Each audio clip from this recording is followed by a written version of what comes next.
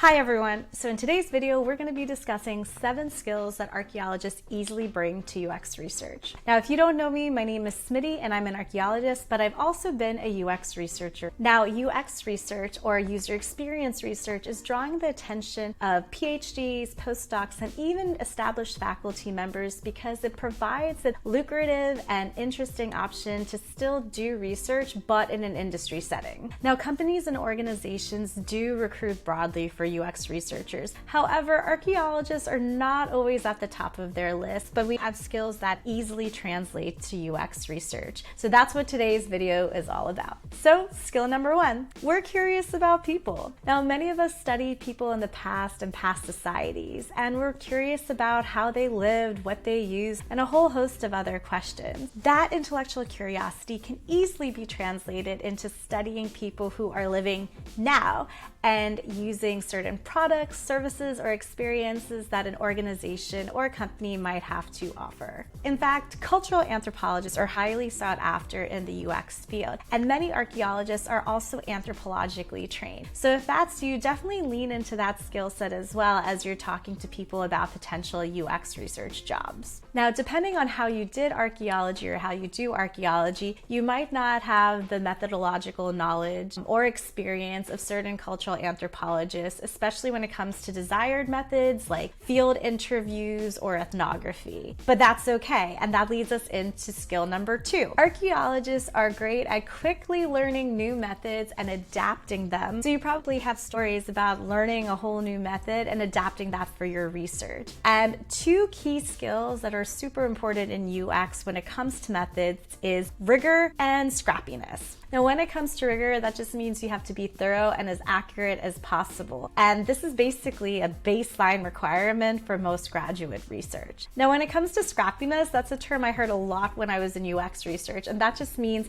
doing the best you can with what you have. Often projects have limited budgets, so they might not be able to buy the fanciest new software or pay a large sample of users. So you definitely have to be scrappy, which many graduate students can empathize with. So in terms of graduate students and people who've gone through the graduate school process, that lends itself really well to skill number 3, which is driving research projects from end to end. So when it comes to doing UX research and driving a project from start to finish, it's really important to be able to take initiative, manage your stakeholders, manage yourself and other projects, and make sure you're goal-oriented or outcome-oriented. Now, archaeologists are definitely used to managing different stakeholders, and it's usually quite integral to the projects we do.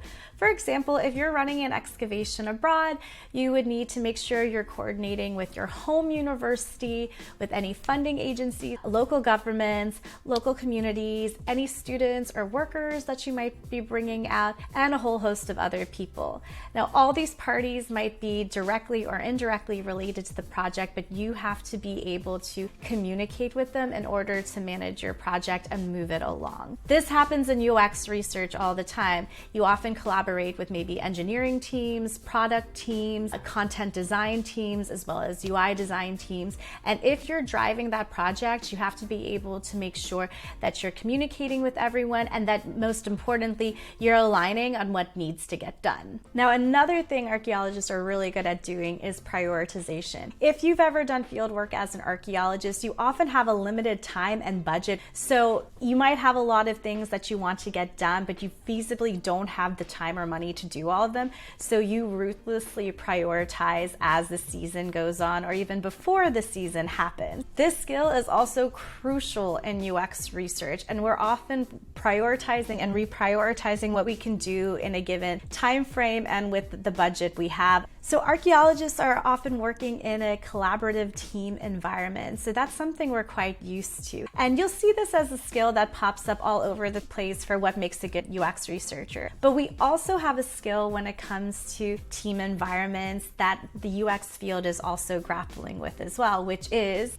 figuring out knowledge management processes. So knowledge management is an issue that a lot of UX teams are thinking about. So there are key decisions that need to be made around what data to preserve, how to preserve it, and how can people access it in the future. Knowledge management is something that we grapple with all the time as archaeologists. For example, let's say we find a bunch of things at an archaeological site. It could be ceramics, it could be bones, it could be plant remains. We have to make decisions on what we're deciding to preserve and analyze. And even when we do, we have to think about how those analyses and how that data will be stored, and then who will have future access to it. Of course, it's easier to come up with a knowledge management solution if you're working by yourself, but most UX researchers are working in a team, and often with a team of people who are not just UX researchers. So this challenge of grappling with a knowledge management solution is something that archaeologists definitely have experience with. We've definitely dealt with all sorts of data, no matter what type of archaeology we did, which brings us to our next skill, which is making sense of different data sets to provide an insight,